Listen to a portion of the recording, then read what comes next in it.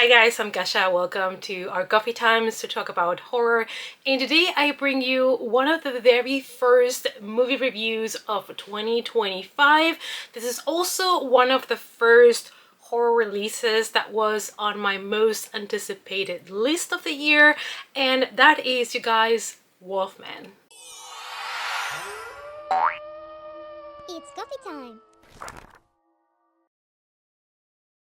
We all know the reputation that January horror movies have, and also especially if they are from Blumhouse. Last year we kickstarted with Night Swim, which was horrible. Then we had Imaginary, which was also chaos and mess galore. So this year I was scared, but I had faith in Leigh Whannell, and I went to this movie with an open mind and ready to break the January curse. In this video, I'm going to talk about the movie spoiler free, but I am going to talk about the characters, about the plot, about some themes, and what I thought, of course, of the horror. So let's get started. This is an American horror movie directed by Leigh Whannell, and he is one of the co-creators of things like Saw. We all love the Saw franchise. We also love Insidious, and he also is responsible for a movie called Upgrade, which I think is very underrated, and I recommend you guys to check it out if you haven't yet. After directing The Invisible Man, which was another Universal monster adaptation that he brought to life and kind of transformed the classic monster into a modern story, he brings us now Wolfman. This is a reboot of The Wolfman from 1941, and we have here Chris Abbott and Julia Gardner, and they play the main married couple in this movie. I never thought I would be sitting here in January 2025 to talk to you about a January movie release from Blumhouse that didn't suck ass.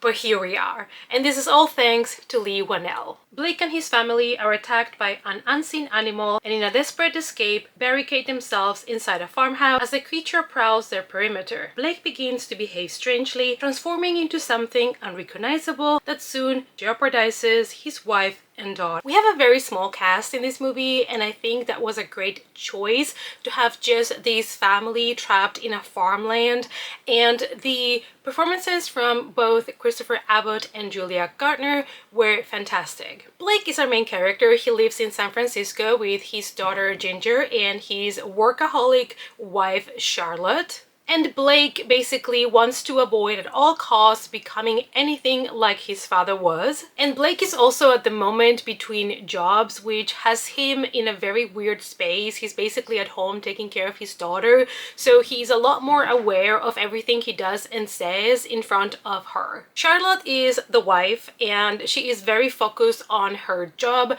so much so that there is a lack of communication between Charlotte and her husband Blake, as well as with her daughter Ginger. She says it herself that she doesn't have such a good connection and relationship with her daughter as Blake has. Matilda Firth, who plays Ginger, the daughter, I think also did a great job, especially on all the tension-filled, more scary scenes. Leigh Whannell's intention with redoing these Universal monster movies is basically to take something a little bit fantastical, you know, with a creature, and then ground it in reality.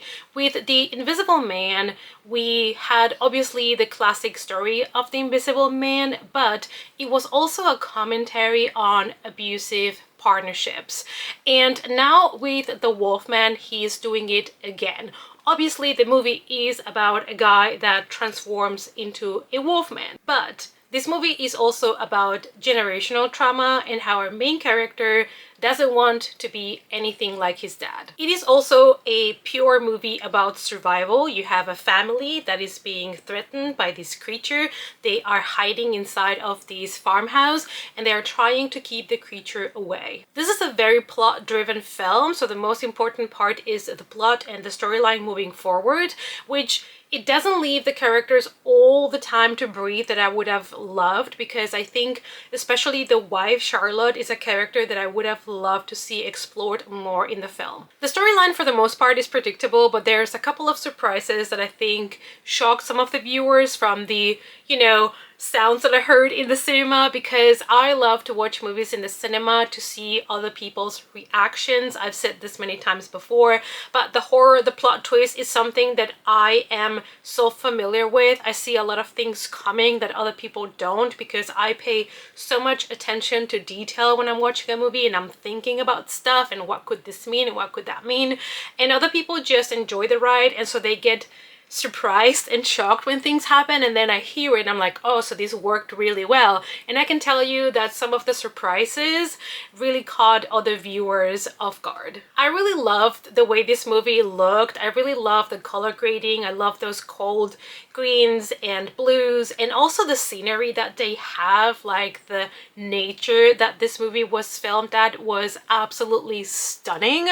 I would say though that some of the scenes towards the end felt a little bit underlit in a way that you couldn't see the horror and feel the tension as much, because it was just a little bit too dark. So that's kind of one of my little criticisms. Some of the more important kind of action-packed scenes I think were cut in a way that were also a little bit choppy, but nevertheless this movie looked fantastic, and it really worked for me as well to have like an isolated farmhouse in the mountains in the middle of the night and the fog, and it can be cliche, I guess, but I really loved how this movie looked. The horror was very effective. There are a couple of jump scares, but the majority of the horror comes from very slow-paced, slow-burning scenes that are letting you see peaks, like very little peaks of the creature, of the monster, and they did a really good job at keeping it hidden for the majority of the film, at least for the first half, which I think is very important. I don't think any creature feature should show you the creature from the very beginning, because that kind of already desensitizes you a little bit. If you see it too early, you get used to the way it looks, and then it's not scary anymore when it should be. What I will praise them for is that they did not do what you would expect from one of these films. There is not like a transformation scene where somebody goes from human to wolf like you have in An American Werewolf in London, which amazing movie. It has one of the best transformation scenes you will ever see, and I think it's still great nowadays if you watch it now.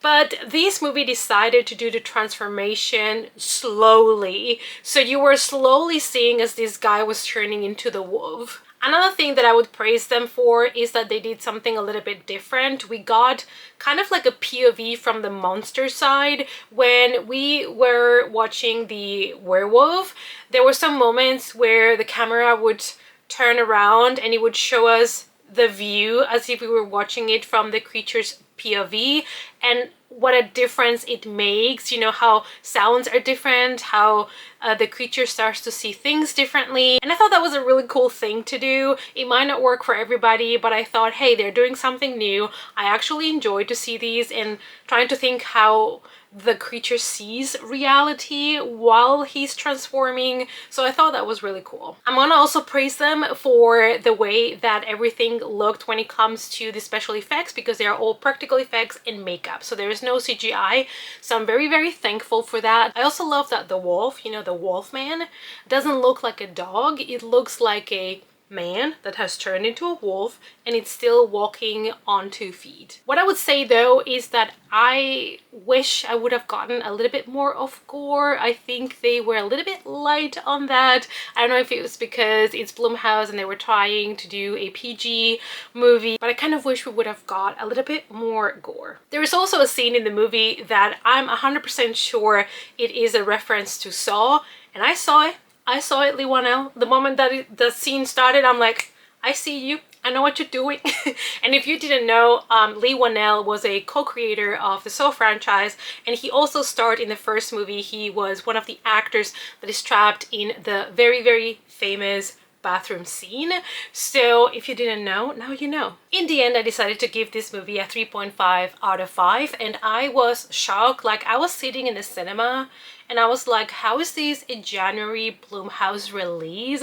I'm really enjoying this movie. I think the acting was great. I think the approach to turning the story of a creature like a wolfman into a modern tale of generational trauma and the way that they did it was fantastic.